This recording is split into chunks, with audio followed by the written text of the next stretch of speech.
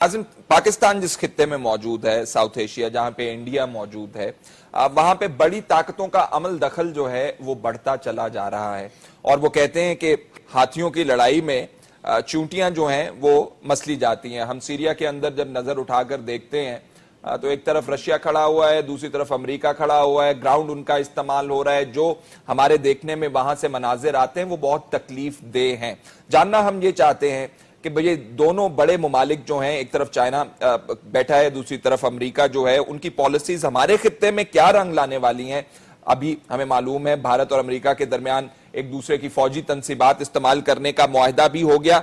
India पहले ही अपने आप को, जो बड़ा मुल्क है, अपने आप को तगड़ा महसूस करता है, मजीद तगड़े महसूस कर रहे हैं। दूसरी तरफ चाइना वालों की सुनिए वो क्या कह रहे हैं। चाइना वाले कह रहे हैं, उनका एक थिंक टैंक है, उसने कहा है कि भारत ने, मोदी साहब ने, इंडिया के वजीर आजम साहब ने नाम लिया है बलूचिस्तान का, साथ साथ उन्होंने नाम लिया है गिलगित बल्तिस्तान का। उन्होंने कहा कि हमें बड़े खदशात हैं कि ये जो नाम लिया जा रहा है बगैर वजह के नाम नहीं ले रहे हैं इंडिया वाले, और अगर सीपैक मंसूबे को कोई खतरा लाहक हुआ तो फिर चाइना जो है खामोश नहीं बैठेगा। बड़ी मानी खेज स्टेटमेंट है और उनका बड़ा तगड़ा ये थिंक टैंक है जो कि उनकी मिनिस्ट्री के साथ, डिफेंस मिनिस्ट्री के साथ मुंसलिक है।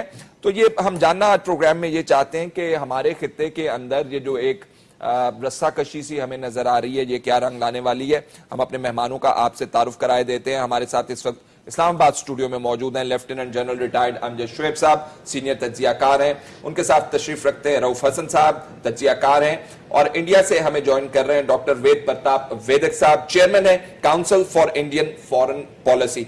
वेदक साहब, आप हमारे मेहमान हैं इंडिया से, आपसे जरा शुरू करते हैं। हमें ये बताइएगा, ये नया जो आपका मुल्क ने कर लिया है, दिफाई पैक्ट कर लिया है, जिसके अड्डे भी आप इस्तेमाल करेंगे, तो ये क्या स्ट्रेटेजी क्या है? भारत क्यों चाहता है अमेरिका उनके अड्डे इस्तेमाल करे और वो अमेरिका के अड्डे इस्तेमाल, क्या खतरा लाहक है?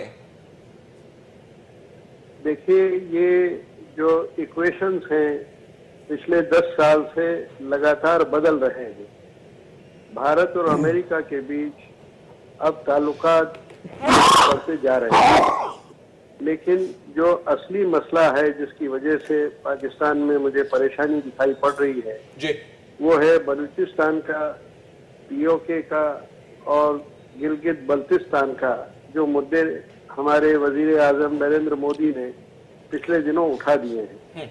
मैं इसमें आपसे बहुत साफ बात करना चाहता हूं कि मैं खुद ये मानता हूं कि पूरे जनूबी एशिया में कहीं भी कुछ होता है, किसी के साथ भी नाइंसाफी होती है या हम महसूस करते हैं कि हो रही है, तो जितना पाकिस्तान को हक है बोलने का किसी के बारे में भी, उतना ही हक भारत को भी है, अफगानिस्तान को भी है, मालदीव को भी है, सबको है, क्योंकि हम सब एक बड़ी फैमिली के हिस्सा हैं।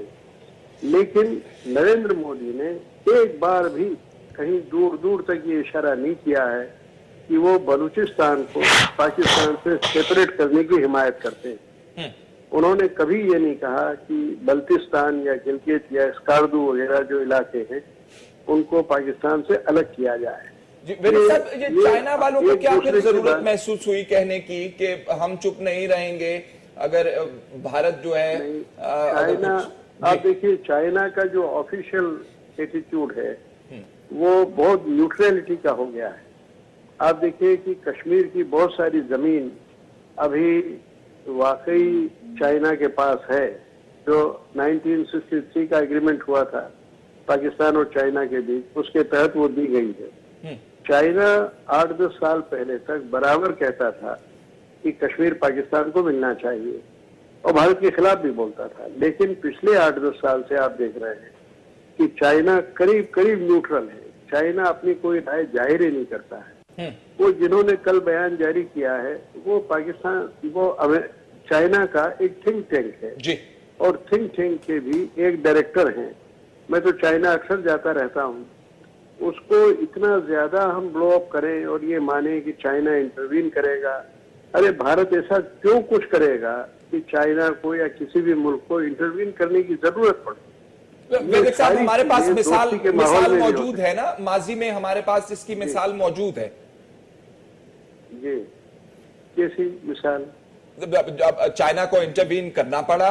पाकिस्तान और इंडिया के जो हालात थे आपको पता है, वो भेड़ों वाला क्या मामला हुआ था, कुछ भेड़िया आ गया तो भेड़े ले गया पता नहीं, और फिर चाइना को कहना पड़ा इंडिया से। वो मुझे याद है, लेकिन वो हम समझते हैं कि पाकिस्तान का दिल बहलाने के लिए अच्छा एक इशारा उन्होंने किया था। वैदिक साहब, वैसे कि बड़ी ताकतें दिल नहीं बहलाया करती हैं, आप तो माशाल्लाह बहुत अच्छी तरह जानते हैं। अमेरिका से जो हमने पा लिया, सुख हमने पाया है, वो अब इंडिया जो है उसकी काविशें कर रहा है सुख पाने की। तो हम तो आपको बिल्कुल कहेंगे कि बेस्ट ऑफ लक, और आपके साथ हम इजहारे हमदर्दी भी करेंगे। मैं अब चाहता हूं कि डिस्कशन को थोड़ा सा स्टूडियो में भी लिया हूं। जनरल अमजद साहब, ये जो लेटेस्ट सिचुएशन आपको बनती हुई नजर आ रही है, इसके अंदर अमेरिका कह रहे हैं कि हम इनके अड्डे इस्तेमाल करेंगे, वो हमारे अड्डे इस्तेमाल कर ले, वजह क्या है? जैसे मैं पूछ रहा था, खतरा क्या लाहक है, अमेरिका को क्या लाहक है, इंडिया को क्या लाहक है?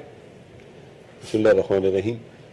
देखिए, बात यह है कि इंडिया बहुत अरसे तक नॉन अलाइनमेंट का दाई रहा, और ये अब उसका जनाजा निकला नॉन अलाइनमेंट का मोदी साहब के दौर में, और ये मैं समझता हूँ कि पहली दफ़ा एक ऑल आउट अलाइनमेंट बनती नज़र आ रही है, जिसमें दोनों साइड की एक्सपेक्टेशंस बड़ी होंगी।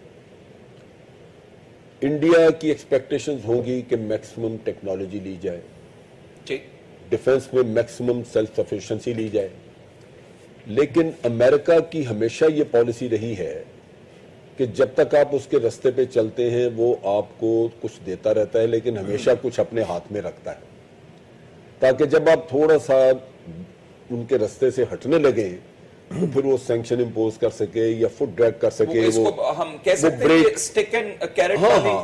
वो लेकिन बाद में वो कैरेट भी खेल लेते, खाली स्टिक रखते। उनको पता होता है कि हमने कौन से की कंपोनेंट हैं, क्या ऐसे एलिमेंट हैं जो इनको नहीं देने, ताकि ये ना हो कि ये हमें ही आंखें दिखानी शुरू हो जाए। So this has been a policy, वो बड़ा इनकी जबरदस्त पॉलिसी है।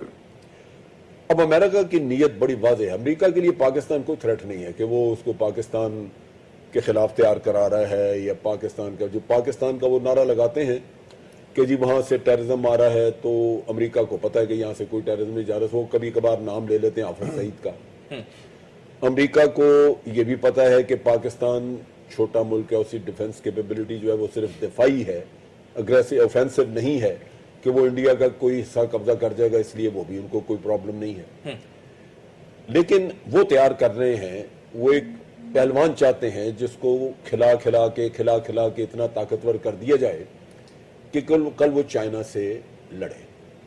मैं डॉक्टर साहब की बात से इत्तफाक करता हूँ, इंडिया इतना मासूम नहीं है कि वो खा के ताकतवर होके तो उसके बाद चाइना से लड़ाई ले लेगा। अगर पाकिस्तान के साथ लड़ाई लेके तो उसको कभी बहुत कोई बड़ा मुफाद हासिल नहीं हो सका, तो चाइना से लड़ाई लेके तो अपना बेड़ा गर्क करने वाली बात है। वहां आके अमेरिकियों को मायूसी होगी कि जब वो सिचुएशन आती है और वो इनको पहलवान बना के आगे करना चाहते हैं, मैदान में अखाड़े में डालना चाहते हैं, तो आप अखाड़े में जाके आपकी या टांगें कांपी या आप नहीं कर सके, तो फिर वो आपके ऊपर अपना शिकंजा अप्लाई करना शुरू करें। ठीक है, अब ये सारी सूरत हाल हम कैसे देखते हैं जी, मैं यहां पे सिर्फ अर्ज कर दूं, चाइना कैसे देखेगा, हम कैसे देखें। मैं थिंक टैंक की बात को बहुत सीरियसली नहीं लेता, उसने कही छोड़ दे, लेकिन क्या चाइनीज बेवकूफ है, अक्लमंद नहीं है इतने, वो अंधे हैं, उनको नहीं नजर आता कि क्या हो रहा है उनके इर्द गिर्द। आप बरमला जब कह रहे हैं कि जी अलायंस है कंटेन चाइना का, अमेरिका को इंडिया की इतनी मोहब्बत इतने अरसे के बाद कैसे आ गई, 70 साल इनकी इंडिपेंडेंस के बाद, जब तक कि उसका अपना मुफाद नहीं है यहाँ पर। ठीक है, तो चाइना इस चीज को काउंटर करने के लिए वो अपने तौर पे इंतजाम करेगा। ये पहली दफा है कि इंडिया जो है वो एक बड़े कॉन्फ्लिक्ट में अपने आप को इन्वॉल्व करने जा रहा है। फिजिकली इन्वॉल्व होते हैं नहीं होते, और दे मे else be forced ultimately to get involve, लेकिन एक कॉन्फ्लिक्ट की सिचुएशन बन रही है साउथ चाइना सी में, और साउथ चाइना सी इंडिया के अपने बेस से बहुत दूर है। वहां उनको अमेरिकन अपने बेस को दे सकते हैं, लेकिन अगर वहां कुछ होता है तो बर्बादी इंडिया ने सहनी है, वो किसी और ने नहीं सहनी। ठीक, ये साउथ चाइना सी क्या मसला क्या है रऊफ साहब, क्या है साउथ चाइना सी में? फिश ज्यादा है वहां पे? تیل شیل ساتھ نکلے گا وہاں سے, کیا ہے ساؤتھ چائنا سی میں؟ دیکھیے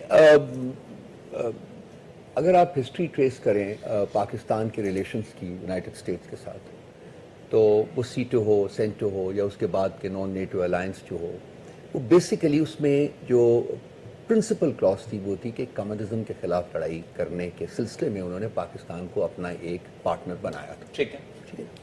اور وہ اسی لیے جب بھی ہندوستان کی بات آتی تھی تو پاکستان امریکہ کو ایکیوز کرتا تھا کہ اس نے ہمیں اسی طریقے سے سپورٹ نہیں کیا جتنا کہ شاید ہماری امید لگی ہوتی تھی. لیکن پاکستان انفارچونیٹلی یہ بھول جاتا تھا کہ یہ جو الائنسز تھے, جو امریکہ کی سپورٹ تھی, وہ پاکستان کے لیے انڈیا کے خلاف نہیں تھی, وہ پاکستان کے لیے اس وقت کے USSR کے خلاف تھی, کنٹین کمیونزم. اچھا یہ بڑی لمبی کہانی ہو جائے گی, اس میں نہیں پڑھتے ہیں. اب over a period of time یہ جو کنٹین USSR اس کی ڈسممبرمنٹ کے بعد اب وہ ٹرانزیشن کر گئی ہے ٹو کنٹین چائنا پالیسی. اب امریکہ کی جو بیسک پرنسپل فوکس ہے وہ یہ ہے کہ جی چائنا کو کنٹین کیا جائے. اب چائنا کو کنٹین کرنے کے لیے امریکہ کی فرسٹ آپشن ہوتی ہے کہ پاکستان کو پارٹنر بنایا جائے, کیونکہ ایک بڑے پارٹنر کو, طاقتور پارٹنر کو ہینڈل کرنا, مینیپولیٹ کرنا مشکل ہوتا ہے. پاکستان جیسے ملک کو مینیپولیٹ کرنا بہت آسان رہا بھی ہوا ہے, پیچھے کرتے رہے ہیں, وہ مینیپولیٹ کرتے رہے ہیں. پاکستان نے بہت سارے ایسے کام کیے ہیں امریکہ کے کہنے کے اوپر یا امریکہ کے حلقہ اثر میں رہ کے, جو کہ پاکستان کی اپنے مملکت کی, اپنی ریاست کے انٹرسٹ میں نہیں تھے. سو انڈیا کو کنٹرول کرنا, میں ٹیکنیکلی ایگری کرتا ہوں جن صاحب کے ساتھ کہ وہ انڈیا اتنا بیوقوف بھی نہیں ہے کہ وہ اپنے آپ کو اس آگ کے اس میں پھینکے گا. اب کنٹین چائنا پالیسی جو ہے وہ بیسیکلی ساؤتھ چائنا سی میں, جیسا کہ جن صاحب نے کہا ہے, وہ لڑی جا رہی ہے وہاں. اب انڈیا اپنے بیس سے بہت باہر نکل کے یہ لڑائی لڑنے کی کوشش کر رہا ہے. اب کامنالٹی جو اس وقت US اور انڈیا کے درمیان ہے وہ چائنا ہے, وہ dislike and hatred of China ہے, کنٹینمنٹ آف چائنا ہے. سو اس کامنالٹی نے ان دونوں ملکوں کو اپنے ساتھ, اپنے ایک دوسرے کے ساتھ جوڑا ہے. اس میں اینٹی پاکستان فیکٹر بہت لمیٹڈ ہے, اس میں اینٹی چائنا فیکٹر جو ہے وہ بہت ڈومیننٹ ہے. وہ آپ کو تو یاد بھی نہیں آ رہا کہ چائنا نے کیا ڈومینیشن. اب یہ جو کہتے ہیں بالکل نیوٹرل رہتے ہیں چائنا. نہیں, وہ بات نہیں ہے. چائنا نیوٹرل نہیں رہے گا. چائنا کے جو سٹانس ہوگا, میں یہ بھی اگری کرتا ہوں کہ کسی تھنک ٹینک کی اسٹیٹمنٹ کو اتنی زیادہ اہمیت دینی نہیں چاہیے, لیکن میرا خیال ہے کہ چائنا بہت کلوزلی واچ کر رہا ہوگا ان ڈیولپمنٹس کو, بہت کلوزلی واچ کر رہا ہوگا. اور چائنیز جو ہیں وہ زیادہ بولتے نہیں ہیں. آپ یہ نہ ایکسپیکٹ کریں کہ وہ ایک بہت وہ بسٹرس قسم کی اسٹیٹمنٹ ہے, ایک پاورفل قسم کی. نو, وہ they are action basically related, اور وہ جو انہوں نے کام کرنا ہوگا وہ کریں گے. اب ایشو جو ہے سب سے بڑا وہ دیکھنے والا یہ ہے, منسٹری آف اسٹیٹ سیکیورٹی کے ساتھ وہ لنکڈ ہے. جو ایشو ہے, جو چیز دیکھنے والی ہے یہاں, کہ as a partner of America, India America کی کنٹین چائنا پالیسی میں ساؤتھ سی میں, ساؤتھ چائنا سی میں کتنی مدد پرووائڈ کر سکتا ہے. میری ادنا رائے میں وہ مدد جو ہے وہ بالکل لمیٹڈ ہوگی. ابھی انڈیا اتنا زیادہ پاورفل نہیں ہوا, اور ان کی جو ویپن سسٹمز ہیں وہ اتنے زیادہ ماڈرن نہیں ہوئے کہ وہ ساؤتھ چائنا سی میں امریکہ کو سپورٹ کر سکے. ہاں, ایک مورل سپورٹ کے طور کے اوپر, اور یہ کہ جی ہم اس خطے میں بھی بیٹھے ہوئے ہیں امریکہ کے انٹرسٹ کو سیف گارڈ کرنے کے لیے, یہ ایک سچویشن بن سکتی ہے. لیکن مور دین دیٹ جو اس کی پریکٹیکل مینیفیسٹیشنز ہیں وہ مجھے in the context of promoting US interest in the region وہ اتنی زیادہ نظر نہیں آتی جتنی کہ. اچھا, پاکستان کی وریز, جو پاکستان کے کنسرنز کیا ہیں, میں فیل کرتا ہوں جیسے کہ میں نے پہلے عرض کیا, پاکستان کا مسئلہ زیادہ سائیکولوجیکل ہو چکا ہوا ہے کہ جو بھی ڈیولپمنٹ ہوتی ہے ہم فیل کرتے ہیں کہ جی وہ ہمارے خلاف ہے. آبویسلی انڈیا کے ساتھ ہمارے تعلقات اچھے نہیں رہے, لیکن خطے میں کسی بھی ملک کے ساتھ ادر دین چائنا ہمارے تعلقات اچھے نہیں ہیں. سو آئی ڈونٹ تھنک کہ at the end of the day یہ جو ہے ان کا ایک انڈرسٹینڈنگ ہے, یہ جو سب کچھ ہے وہ پاکستان کے لیے اتنا فیئر فیکٹر ہونا چاہیے. یہ سب چائنا ڈریون ہے, اور یہ چائنا کا ہی اس سیگمنٹ میں بہت تھوڑا اس ٹائم اگر آپ ایڈ کر دوں تاکہ آپ دیکھیں, پاکستان میں یہ جو رؤف کہہ رہے ہیں, میں اس بات سے اگری نہیں اس لیے کر رہا کہ انڈیا میں, چونکہ انڈیا 5 گنا بڑا ہے, اس میں پاکستان فوبیا کہیں زیادہ ہے. الیکشن لڑے جاتے ہیں پاکستان کے اوپر, پاکستان میں وہ چیز نہیں ہے. ہمیں لازماً کنسرن اس لیے ہوتا ہے کہ اگر امریکہ نہ بھی مدد کرے گی تو جو انڈیا ہے وہ ہم سے کم از کم کچھ نہیں تو 3 گنا زیادہ فورسز رکھتا ہے, 6-7. تو ہمارا کنسرن تو موجود ہے. ایک چھوٹے ملک کا کنسرن اپنا ہوگا, لیکن اس میں جو ڈائکوٹمی آپ نے ذہن میں رکھنی ہے وہ یہ ہے کہ انڈیا میں رہے دو کشتیوں میں پاؤں. ایک طرف وہ ان کے ساتھ برکس میں حصے دار ہیں, دوسری طرف وہ شنگائی ایگریمنٹ میں بھی ان کے ساتھ بیٹھے ہوئے ہیں باقیوں کے دوسرے گروہ کے ساتھ. یہ کسی وقت پہ آ کے امریکہ ان سے چوائس کروائے گا کہ آپ کہیں ادھر سے, کیونکہ وہ بہت برکس جو ہے وہ بہت بڑی تھریٹ ہے. ब्रिक्स जो है वो इकोनॉमिकली अगर आप देखें तो आधी दुनिया अगर ब्रिक्स फंडिंग शुरू कर दे उसकी तो IMF के शिकंजे से निकल जाते हैं लोग। ठीक तो इस वजह से ये एक वक्त आएगा जब अमेरिका इनकी दुम बरोड़ेगा कि भाई इसमें से निकलो। वो तारिक साहब, ये साउथ चाइना सी मैं जानना चाहता हूं कि अमेरिका को उसमें से क्या लेना है, चाइना के साथ क्या लड़ाई क्या है, थोड़ा सा उसके ऊपर रोशनी डाल दें तो वजाहत हो जाए। चलें, इसकी साउथ अगरचे मैं जानना चाह रहा था कि ये साहब कौन है जो डॉक्टर वेद प्रताप वैदिक साहब हैं, chairman council for Indian foreign policy. बस जवाब मिल गया, ठीक है, उस तरफ बाद में आएंगे। पहले ये बात देखिए, बात ये है कि चीन इस वक्त अगर यूनाइटेड स्टेट्स के आप 19 ट्रिलियन डॉलर के डेट को देखें तो it's a country in date although it's a super power. The only real economic super power इस वक्त जो है वो चीन है, अपने 12 ट्रिलियन डॉलर की GDP के साथ, और हर साल उसमें हर 2 साल में उसमें 1.4 बिलियन डॉलर का 1.4 ट्रिलियन डॉलर का इजाफा हो रहा है। 1.4 ट्रिलियन ट्रिलियन कह रहा हूं, ट्रिलियन कह रहा हूं, 7% है ना उनकी इकोनॉमी, तो 700 बिलियन डॉलर साल के बढ़ते हैं, 2 साल में उसको उतरा कर लें। तो ये बड़ी खतरनाक सूरत हाल पैदा हो रही है जिसमें चीन के अस्करी वसाइल में और इकोनॉमिक मुआशी वसाइल में इतना इजाफा हो रहा है कि अगर आप उनको किसी तरह रोकने की कोशिश नहीं करते, जंग के जरिए नहीं, एक एनसर्कलमेंट का लफ्ज जो कोल्ड वॉर के जमाने का है वो है, लेकिन उसके अंदर भी सूरत हाल ये है कि चीन अब बहुत ज्यादा आगे आ चुका है। मसलन आप वो देखिए, वो जो आइलैंड बनाए हैं मैन मेड, चीन ने उनको रोकने की बहुत कोशिश की, यूनाइटेड स्टेट्स ने, तमाम इलाके के लोगों ने रोकने की कोशिश की। वो असल में बात यह कि इसकी जो लेंथ है इसकी साउथ चाइना सी की, ये 1000 माइल्स जो है एक तरफ से है जो फिलीपीन तक जाते जाते। तो मैं ये कहना चाहता हूं कि वो चीन चूंकि एक बड़ी रियासत है, उसने अपने एक पोजीशन इख्तियार की है कि इसके वसाइल पर और मकामात पर हमारा जो है वो उसका हिस्सा है।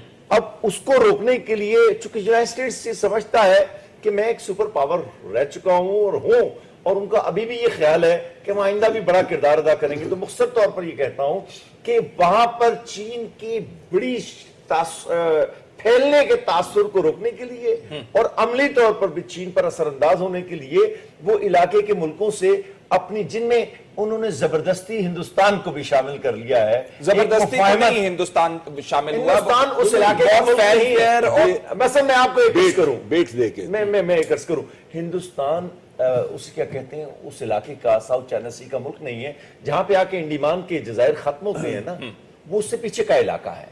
मैं जो बात मलाक्का स्ट्रेट के दूसरी तरफ, वहां साउथ चाइना सी ही नहीं है। मलाक्का स्ट्रेट तो मेरा कहने का मतलब ये कि जो कोशिश है यूनाइटेड स्टेट्स की, ये मैं मुत्तफिक हूं इस बात से कि वो कभी कामयाब नहीं हो सकती। वो एक बेपनाह जिन है। नहीं, हमारे खित्ते में क्या प्रोग्राम का आज अब मैं उसका हिस्सा, अगर आप मुझे इस सेगमेंट का अगर टाइम खत्म हो गया, अगर आप मुनासिब समझे तो मैं दूसरे सेगमेंट में आपके पास आता हूं। तारिक साहब अपनी बात मुकम्मल कर लीजिए। डॉक्टर साहब ने कुछ देर पहले कश्मीर के मुतालिक चीन की पॉलिसी की तशरीह करते हुए कहा था पिछले 8-10 साल या चंद साल में चीन ने कोई खास दिलचस्पी उस तरह नहीं ली है पाकिस्तान के मौकफ के नुक्ता नजर से। मेरा ख्याल है पिछले 3 साल में डॉक्टर साहब ने चीन की मिनिस्ट्री ऑफ फॉरेन अफेयर्स के किसी भी प्रेस रिलीज को नहीं देखा है। चीन ने जितने खुलकर कश्मीर के मौजू पर पिछले 3 सालों में पाकिस्तान का साथ दिया है, उतना उसने पहले कभी भी नहीं दिया था। और उसका नतीजा यह है कि इस वक्त, बल्कि मैंने एक प्रोग्राम में तज़किया दिया था और यही बात मैं खत्म करता हूं कि लगता है कि चीन, कश्मीर जो है वो पाकिस्तान से ज्यादा चीन का मसला है। ये मेरा एक तज़किया था लतीफ साहब। अच्छा डॉक्टर साहब, आप बातें सुन ली आपने हमारे तीनों मेहमानों की। इंडिया का शामिल होना अमेरिका के साथ, चीन के ऊपर भी जवाब दीजिएगा जो रिलेट किया है अभी तारिक पीरजादा साहब ने, क्या कहते हैं आप? जी, इसमें सबसे पहली बात तो मैं ये कहना चाहता हूँ जी डॉक्टर साहब, जो रऊफ हसन साहब ने बहुत ही खूबसूरत ढंग से कही कि पाकिस्तान ने कई बार इन बड़े मुल्कों के साथ दोस्ती करके या उनसे एक तरह का अलायंस करके खुद पाकिस्तान का नुकसान किया है। कई बार अपने मफाद को एक तरफ कर दिया है और उनके मफाद की खिदमत की है। क्या आप सोचते हैं भारत भी ऐसे ही करेगा? भारत ऐसा बिल्कुल नहीं करेगा, क्योंकि भारत को उनके पैसों की जरूरत नहीं है, भारत को उनकी फौज की जरूरत नहीं है, भारत को उनकी यूनाइटेड नेशंस में किसी इमदाद की जरूरत नहीं है। भारत अपने पांव पर खड़ा हुआ है वो एक इक्वल बेसिस पे रिलेशनशिप होगा, चाहे रूस के साथ रहा हो चाहे अमेरिका के साथ अब होने वाला है। और अगर चीन के साथ भी होगा तो रिश्ता इसी तरह का रहेगा, एक समान जमीन पर, एक बराबरी की जमीन पर रिश्ता रहेगा।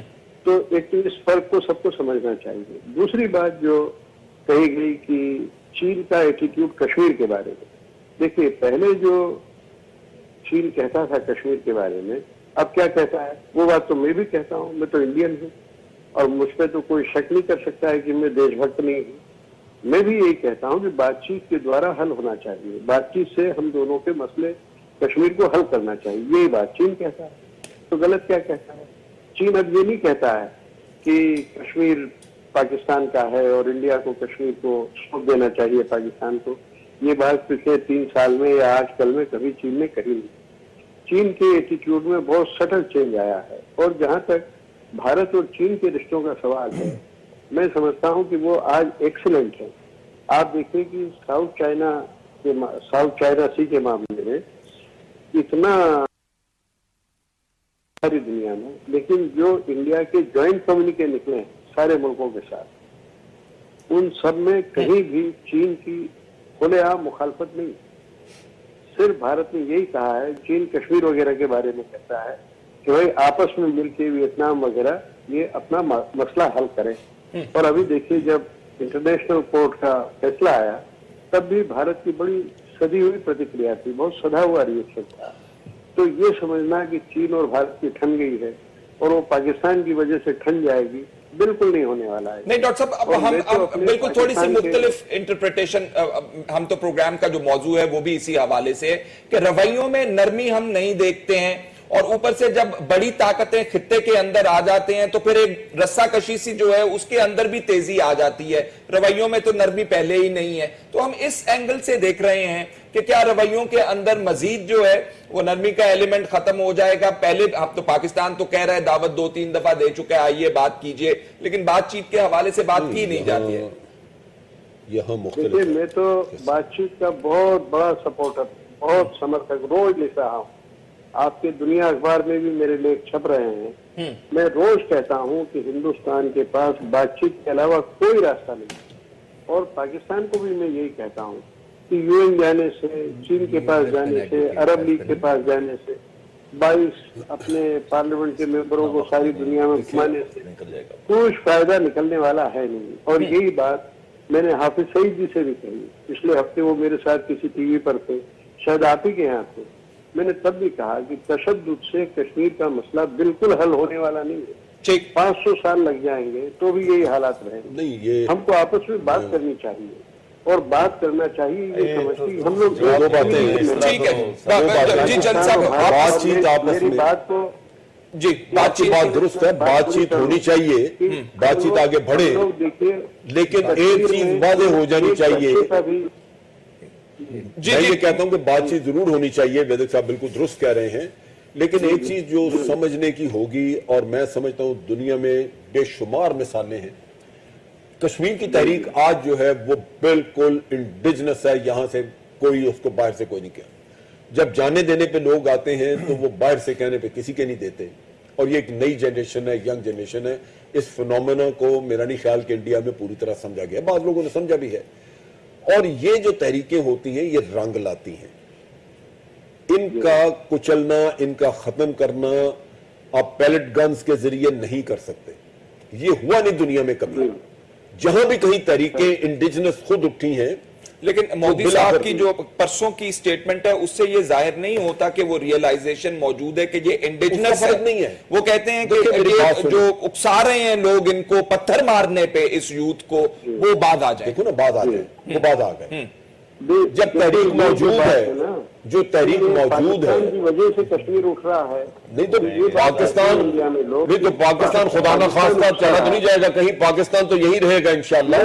लेकिन ये है पाकिस्तान रहे और मजबूत रहे। हम तो ये आपको ध्यान में रखना चाहिए, खुशहाल रहे कि आज जितनी स्पॉन्टेनियसली नहीं है, जितनी स्पॉन्टेनियसली ये तहरीक उठी है, देखो बुरहानुद्दीन रब्बानी के मारने के फौरन बाद ये हुआ है।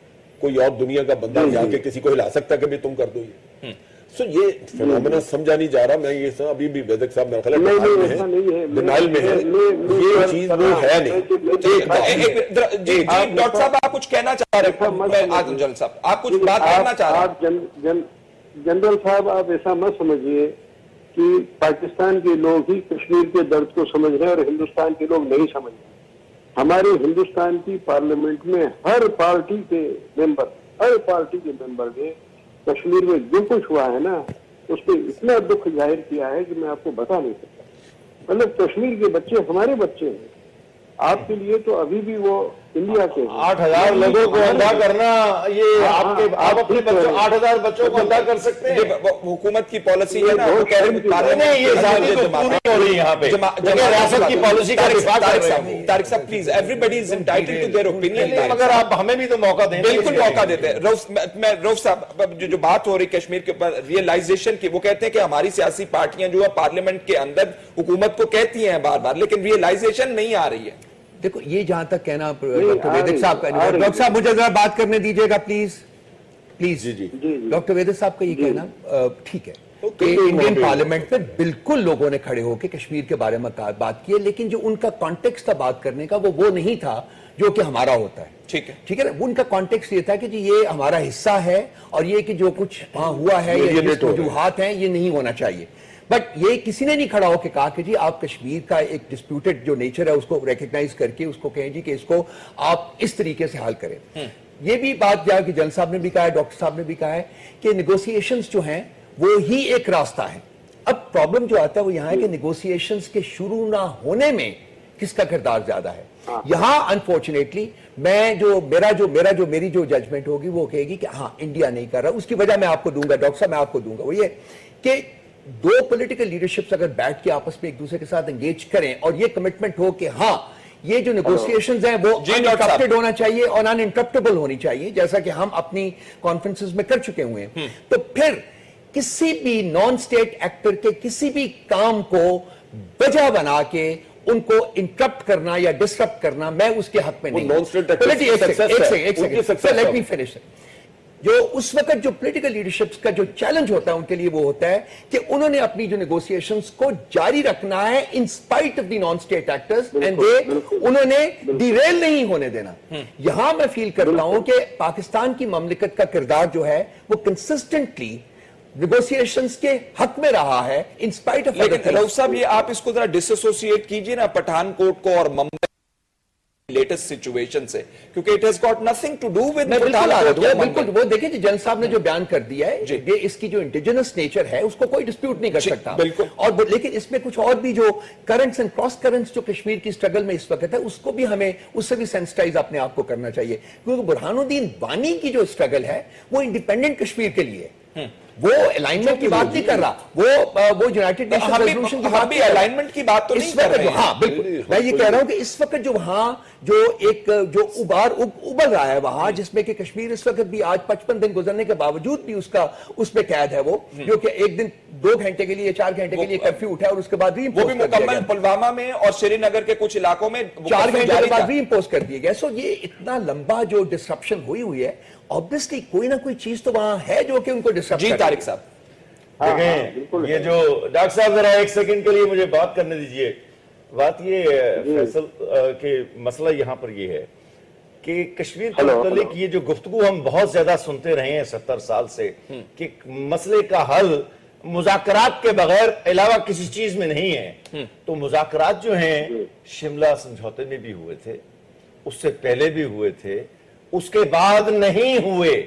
ذرا ایک فرق ہے, 43 سال میں ہندوستان نے شملہ سمجھوتے کی جو سب سے اہم شق ہے وہ اس کی شق نمبر آخری شق ہے, اتنا بڑا پیراگراف ہے کہ فوری طور پر سربراہان مملکت کے درمیان مذاکرات ہونے ہیں جس کے لیے نچلی اتھارٹیز نے راہ ہموار کرنی فوری طور پر, اس میں لکھا ہوا ہے. تو یہ جو ہندوستان والی بات ہے کہ مذاکرات اس کا حل ہے, یہ کسی خیالی پلاؤ کا حصہ تو ہو سکتا ہے, یہ حقائق کا حصہ نہیں ہے. جب تک ہندوستان جائیں گے, میں اس کا جواب دیتا ہوں آپ کو, جب تک پاکستان مالیاتی طور پر, مادی طور پر, نیم عسکری طور پر اور عسکری طور پر بھارت کے ہم نے اوپر بڑا دباؤ نقصان ذرا میری بات طارق کرنے دیں، صاحب، آپ بات کاٹ رہے ہیں، بات یہ ضائع ہو رہی ہے اور نیم عسکری آپ میری بات کاٹ رہے ہیں، یہ ان کا کنسرن تو نہیں ہے. نہیں میری بات، میں آپ سے بات کر رہا ہوں نا کشمیر کے مسئلے پہ. طارق صاحب لیکن یہ دیکھیں یہ آپ کی بات کہنے سے ہی بڑا نقصان ہوتا ہے. نہیں آپ جو بات کر رہے ہیں بالکل غلط کر رہے ہیں. میرا خیال ہے کہ یہی وقت ہے کہ آپ نے ان کی تحریک کو مدد فراہم کرنی ہے، ورنہ میں آپ کو پیشگوئی کر کے دیتا ہوں اور میں 1 درجن پروگراموں میں کہہ چکا ہوں. طارق صاحب دیکھیں میں پھر کوئی سخت لفظ کہوں گا تو پھر غلط ہو جائے گی بات یہاں پہ. پہلے آپ اپنا گھر تو ٹھیک کریں. میں نہیں مانتا ہوں آپ کی بات. دیکھیں بڑی قومیں ایک ہی وقت میں کئی محاذوں پر لڑ سکتی ہیں. بڑی قوموں کی بات کر رہے ہیں آپ. ہم پاکستان بڑی قوم ہے، آپ کے پاس بہت بڑی قوم ہے. نہیں، آپ کے پاس لیڈرشپ چھوٹی ہے. یہ بات کی آپ نے ماشاءاللہ. لیکن آپ میری بات کرنے دیں نا. آپ جب تک اس ہندوستان کے اوپر پریشر نہیں ڈالیں گے اس وقت تک، اور کاسٹ نہیں بڑھائیں گے اس کی، اور اس کے لیے یہ تمام باتیں نہیں کریں گے جو میں کہہ رہا ہوں. مذاکرات کی میز پر کیوں کوئی بے وقوف آئے گا جس کے پاس قبضہ موجود ہے؟ یار خدا کا خوف کھائیں، سوچیں. جس کے پاس قبضہ ہوتا ہے وہ مذاکرات کی میز پر نہیں آیا کرتا. وہ مذاکرات کی میز پر دباؤ کے تحت آتا ہے. اگر آپ نے یہ کرٹیکل آپ نے کوسچن ریز کر دیا. کرٹیکل کوسچن میں کہہ رہا ہوں ویری ویری امپورٹنٹ کہ انڈیا کیوں مذاکرات کی ٹیبل پر آئے گا. if she doesn't feel compelled, اگر کمپیل ہی نہیں ہو رہا تو پھر کیسے آئے گا. یہ میں کوسچن جو ہے ڈاکٹر صاحب کے سامنے رکھتا ہوں. ڈاکٹر صاحب آپ نے گفتگو سن لی. بڑی طاقتوں کی ہم بات کر رہے ہیں. کوئی بھی انٹرسٹڈ نہیں ہے کہ کشمیر کا مسئلہ جو ہے حل ہو جائے. اگر ایسا انٹرسٹڈ ہوتے تو برطانیہ والے چھوڑ کے ہی نہ جاتے اس کو. میرا خیال ہے کوئی حل نکال کے اس کا جاتے. تو اب اگر انڈیا بات نہیں کرے گا جیسے کہہ رہے ہیں ہمارے مہمان پیرزادہ صاحب، کمپیلڈ فیل نہیں کرے گا تو پھر بات چیت کے لیے تو نہیں تیار ہوں گے. نہ ہی تیار ہو رہے ہیں مودی صاحب. دیکھیے میں تو پچھلے 1-1.5 مہینے سے برابر اپنے ٹیلی ویژن چینلز پر، اپنے اخباروں میں چھپنے والے مضمونوں میں، اور جہاں بھی سیمینارز وغیرہ ہوتے ہیں جہاں مجھے پبلک میٹنگز میں بولنا ہوتا ہے، برابر بات چیت کی وکالت کر رہا ہوں.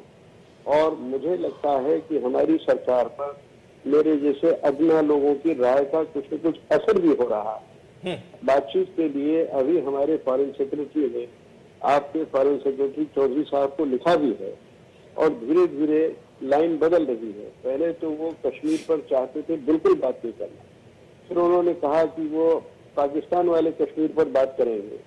اب مجھے یہ لگتا ہے کہ پچھلے سال جو ایجنڈا بنا تھا اس میں 11 سبجیکٹس تھے، شاید 11 یا 10 تھے. اس میں کشمیر دوسرے یا تیسرے نمبر پر تھا.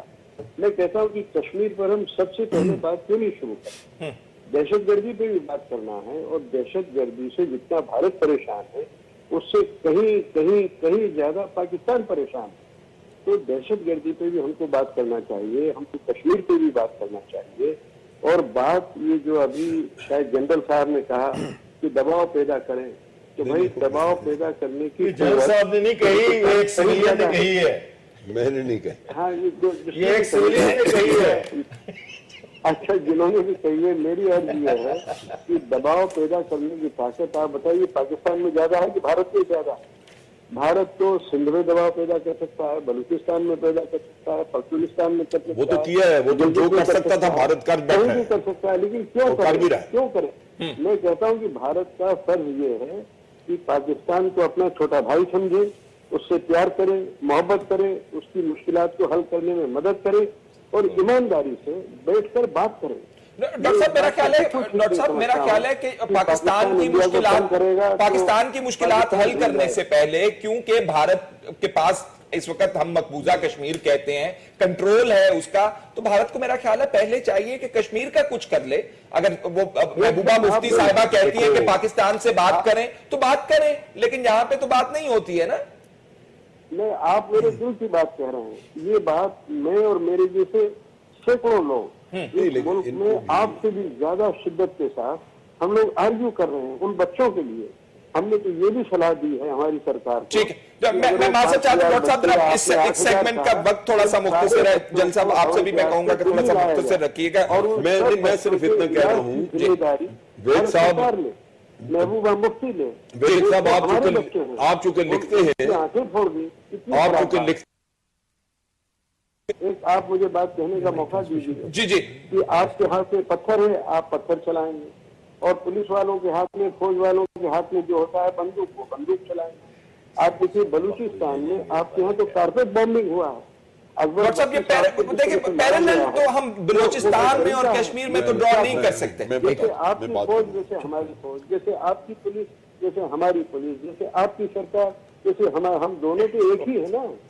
یہ مذہب بدل جانے سے یا ملک کے الگ الگ نام رکھنے سے لوگ الگ ہو جاتے ہیں کیا؟ ٹھیک ہے، میں ذرا جلد صاحب کو انوالو کرنا چاہ رہا ہوں. ڈاکٹر صاحب جی صاحب، میں آپ کا چونکہ آپ لکھتے رہتے ہیں تو میں آپ کی توجہ ادھر دلانا چاہتا ہوں. آپ نے کہا کہ بھارت کو چاہیے کہ بڑے بھائی کی طرح محبت سے رکھے، پاکستان کی مشکلات دور کرے، چھوٹا بھائی سمجھے، چھوٹا بھائی سمجھے. لیکن ہم 1971 کی تاریخ اور اب سب کچھ تو اب مودی صاحب نے تسلیم بھی کر لیا، بہت سارا آپ کے رو کے لوگوں نے کتابیں لکھی، اس میں آ گیا، اور وہ نظر یہ آتا ہے کہ بھارت لگاتار پچھلے 50 سال سے پاکستان کے رستے میں کانٹے بونے میں کوئی لمحہ، کوئی موقع، کوئی چیز نہیں چھوڑتا. ہم نے کلبھوشن پکڑا، ہمیں سارے ثبوت بلوچستان کے اور کراچی کے مل گئے. اللہ کا بڑا شکر ہے جو آپ کارپیٹ بامبنگ کی بات کرتے ہیں وہ کہیں آپ کے خیالوں میں یا کہیں خوابوں میں دیکھی ہوگی یا کسی کا پروپیگنڈا ہوگا. پاکستان کے بلوچستان میں اس طرح کی کوئی حرکت نہیں ہوئی، اور 2008 سے ہم نے اپنی فوج کو بیرکوں میں رکھ دیا ہوا ہے. وہاں پہ صرف رینجرز ہیں جو پہ ایف سی جسے ہم کہتے ہیں. اور آج بلوچستان میں اللہ کا فضل ہے، تحریک نہیں ہے، بھارت کا چلایا ہوا دہشت گردی کا واقعہ ہو جاتا ہے. بلوچستان کو اگر تحریک کمپیئر کرنا ہے، دیکھیں کمپیئر نہیں کر رہے، لیکن میں آپ کو بنتا بتاؤں نہیں ہے نا جی. روڑے اٹکانا یا کانٹے بونے والا کام تو کیا جا رہا ہے. کلبھوشن کتنا سا ہوا اس کو بالکل ٹھیک ہے، ابھی پکڑا ہم نے کلبھوشن. اور میں آپ کو بتاؤں کہ کھٹ کے ساتھ جو مل کے یہ کرتے ہیں، جو کھٹ کہتا ہوں، یہ نیشنل ان کے جو سیکورٹی ڈائریکٹریٹ ہے افغانستان، ہم نے ان کے بھی بے شمار پکڑے ہیں جو ہمیں بتاتے ہیں یہ ساری چیزیں.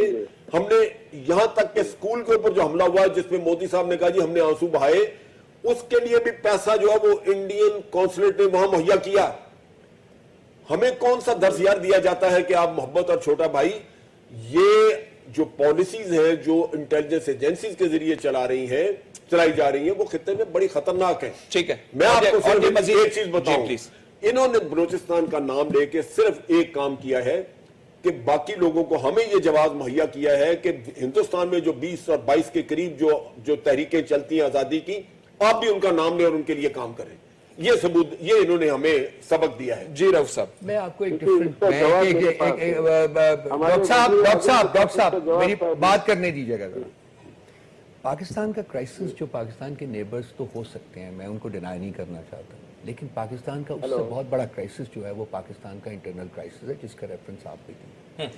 آئی تھنک وقت آ گیا ہے اس وقت جو پاکستان جس پوزیشن میں ہے، جو اس کی اسٹرینتھس ہیں اور جو ویکنیسز ہیں، کہ ہمیں اپنے تمام چیزوں کا ایک دوبارہ سے نئے سرے سے احاطہ کرنا چاہیے. جو سول ملٹری ڈیوائڈ ہے وہ ایک بہت بڑا اس وقت پاکستان کا کرائسس ہے.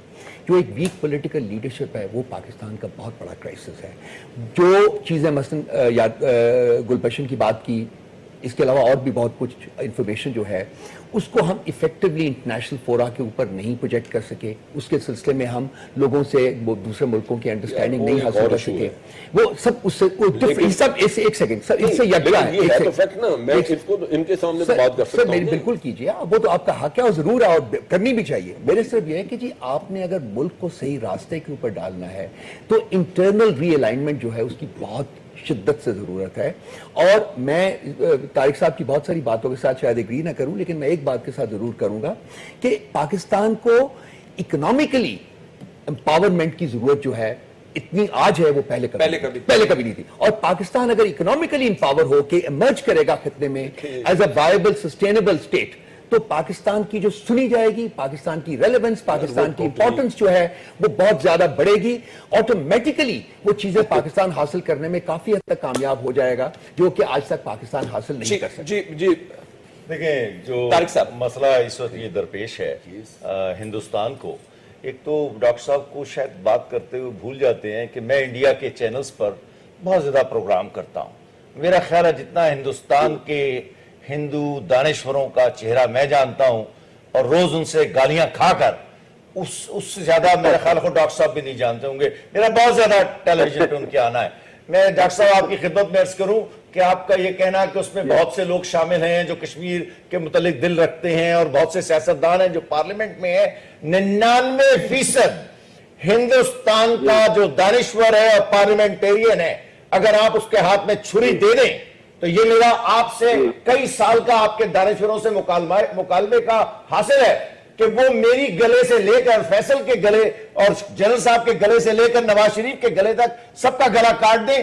اور مودی صاحب نے جو گلا بچ گیا میرا گلا آپ کی رائے میں تھوڑی سی ان کے لیے تائید موجود تھی نا، آپ کی رائے میں ان کی تائید موجود. تو میں یہ ذرا بات مکمل کر لوں. تو یہ جو ہندوستان کی طرف سے بات ہے کہ وہ چھوٹا بھائی والی، پاکستان چھوٹا بھائی نہیں ہے، it's a nuclear state. either you are equal or we are not equal.